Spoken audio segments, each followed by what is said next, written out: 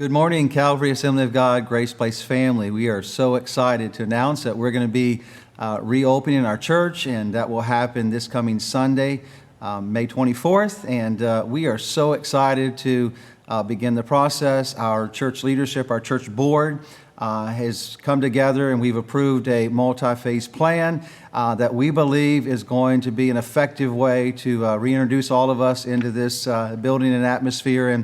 And what I think is also so important is for everyone to understand that if you're unable to make it, we're going to have multiple ways that you can still stay connected to the church. So we're so excited about that. And I also want to say that I appreciate our staff. They have worked so hard in this season to, within the best of their ability, to produce ministry that's been life-giving and that's reached out and just it's been very effective. And I'm so thankful for that. So I want to thank the staff and thank you for being a part of participating and keeping things just moving along the best that we can. And so again, we're so excited to see all this happen. And I'm going to have Pastor Justin come, our executive pastor, and just talk about the first phase of this plan and get you ready. And so I would encourage you to make sure you listen to all the things that he's going to share, so you'll be ready to come, those of you that can, and to be able to come into the service, and we'll get this thing going. And as we move forward, I'm believing God is going to give us grace and wisdom. So welcome Pastor Justin as he comes to share this plan that we're beginning to lay out. And I pray that as you stay tuned to all that's happening, you'll continue to pray for us, and that God will give us wisdom as we move forward. So welcome, Pastor Justin.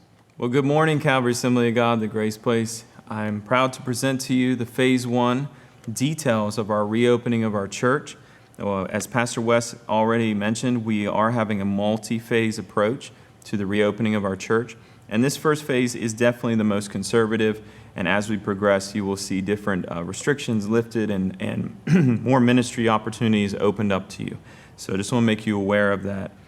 As Pastor West said, this first week of reopening, we will be having church on the 24th on Sunday at 10 a.m. And this service is going to be a family service. And so I just want to make you aware of that. Only one service at 10 a.m. Real quick, I want to go over these different restrictions and policies that the board has put in place for our Phase 1 so that you are aware of what's going to be happening and what you can expect from the church service here at the Grace Place during this season. All right, so real quick, I want to address volunteer teams. Greeters, parking, and all service needs are going to be covered by the paid staff of the Grace Place, as well as contractors who are normally working during our service times.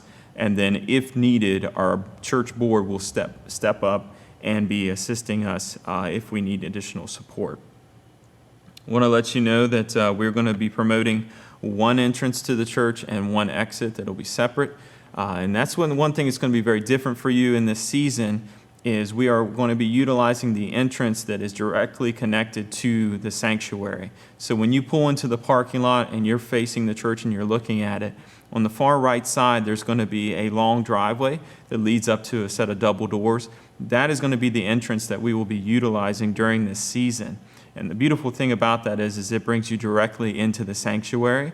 And so the less chance of contaminating or touching anything, so you'll be able to come right into where the seating is. So that's what we will be utilizing for our entrance. And then for the exit, we're going to be utilizing going through the lobby and out the front doors, which is typically the doors you would normally come in through, but that's going to be our exit during this season. Now, I want to let you know that the cleaning contractors of the church, as well as the paid staff, are going to be going to great efforts to make sure that all contact surfaces and chairs are sanitized so that there's minimal risk of contamination from you attending church. So I want to encourage you with that. Hopefully that gives you some peace of mind. We are going to be restricting seating per the recommendation of the governor's office. We're going to be doing every other row. So when you come into the sanctuary, you will see that there's going to be some white tape, white caution tape that's laid over the rows of seating that we do not want you to sit in. So when you see chairs that don't have a white caution tape laid across them, you will know that those are chairs that are available. So just want to encourage you with that. Make sure you keep that in mind as you come into the building. Family units, I want to speak to you real quick. I know it might be tempting to want to go and sit with friends that you haven't seen in a long time, but we are encouraging all family units to stay together and to remain seated on the same row together.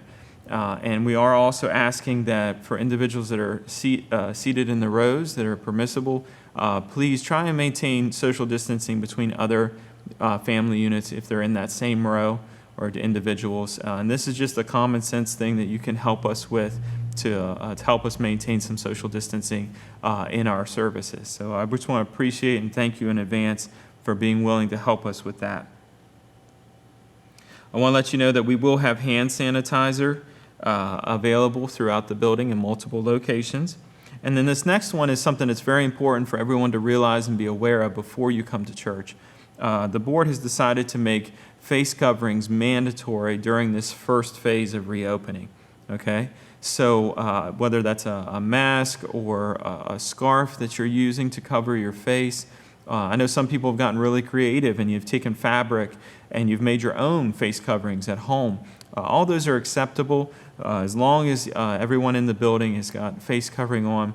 That is our goal. I want to let you know that if you do not have a face covering, we will be having some one-time use face coverings available for you, and they're just very simple. They cover your face and loop over your ears, and we'll have those available for you at the entrance of the building. Or if you accidentally forget your face covering at home, we'll have a solution for you. So I encourage everybody with that. Also, I want to let you know this so that you're not caught off guard when you come into the building. For those individuals who are ministering from the stage, they will not have a face covering on, but they will be at a distance from the seating that the air droplets that we've heard so much about over this season will not be an issue. So that will be Pastor Wes and Pastor Chantel this Sunday, or anyone that will be doing ministry from the stage. And when they come off the stage, they'll put a face covering on. So I just want to let you know that it's very difficult to preach a whole sermon with a face covering on, and for Pastor Chantel, it'd be very difficult to lead worship with a face covering on. So we decided to use distance for that particular scenario. So I just want to let you know that and be aware of it. All right, the cafe area is going to be closed. So if you need caffeine in the morning to get you going, that's something you're going to need to take care of before you come to church. So I just want to make you aware of that. All children's ministry spaces will be closed. We won't be having ministry in the building in this season for children's ministry, but the nursery will be open and available to parents. Now, parents, I want to make sure you understand that we will not be staffing the nursery. We're just going to make it open and available for you to use in the event you need it. Real quick, I want to talk about, in connection to nursery, I want to talk about infants. We are recommending that infants stay home and that nursing moms stay home. And in general, for parents who have infants during this very unique time in history, we are recommending that you would look at the CDC's recommendations of what is healthy and safe for infants during this time. I want to make something very clear. According to the CDC, it is not recommended to put a face covering on an infant just because of the potential health risks for breathing that can cause for an infant. So because of those things, that is why we're recommending infants to stay home. So families with infants, please consider that. All right. I want to also say anyone who is 65 years of age and older, we're recommending that you stay home during this season. And then anyone with pre-existing health conditions, we recommend that you stay home during this season as well. And that's just a recommendation that's been there from the beginning from the federal government and the CDC. Now, this next one is something that will be easy for some of us and difficult for others of us. But we are asking that no physical contact with one another happen during this first phase of reopening. Now, I know that might seem difficult for a church family that is used to shaking hands and hugging and having fellowship time every single Sunday during our service. But in this season, we really needed to not have any physical contact. So the extroverts are disappointed and the introverts rejoice. So I just want to let you know that please help us out with that, church. Please take personal responsibility and keep physical contact not part of the situation, all right? I want to let you know if you do decide to stay home, maybe you're not ready to come to church yet, or you fall into one of the categories I discussed earlier, we will be uploading the sermon video on Sundays. So I want you to know, if you decide to stay home, you're still part of our family. We still have an opportunity for you to get the teaching that's provided on Sunday. So I just want to let you know that we love you, and it's okay, and we understand. And we will be providing that via upload to YouTube, and there'll be a link on our Facebook page, just like we've been doing this entire season. So that's my goal for that, is to have that up Sunday afternoon at the latest, hopefully, and this is dependent on our internet, at 6 or 7 p.m. I would love to do a live stream, but unfortunately our internet and data connection here in the building is just not strong enough to be able to do that. So that is the way that we will be providing you the sermon videos on Sundays. And then lastly, for Sundays, there will not be a youth service at 6 p.m. I know we normally have a youth service every Sunday night at 6 p.m. when church is back to normal, but that will not be happening during this first phase of reopening. Moving on to Wednesdays, there will be online children's and youth ministry provided through their Facebook pages, Epic Kids and Epic Youth. So please keep that in mind. That will be continuing on Wednesdays only in this season. And adults, there will not be any services or teaching happening on Wednesdays, and our building will be closed. So no services are happening in our church building on Wednesdays. Moving to Fridays, for our young adult ministry, there will not be any service here in the building, but Pastor Lincoln will be continuing the online service that you guys have been having on Facebook Live. So please be aware of that's continuing on Fridays as well, but there will not be any services in the building during this first phase of reopening. Now moving on just to a couple general pieces of information that might sound like common sense, but I have to make sure I say them just so it's on the record. I want to let everyone know that if you are sick or if you're not feeling well, please stay home. And this goes to the staff, to our contractors, to everyone who would enter our building for a service. Please stay home until you have fully recovered.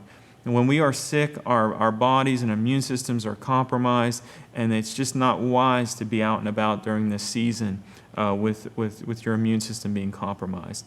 So please stay home until you are well again.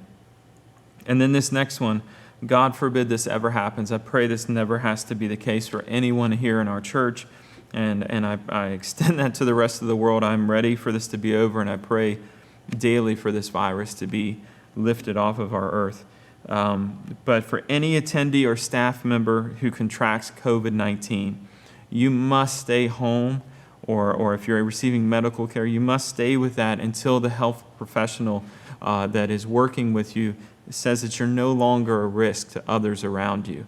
So please, if you contract COVID-19, please stay home. Please do not risk contaminating others.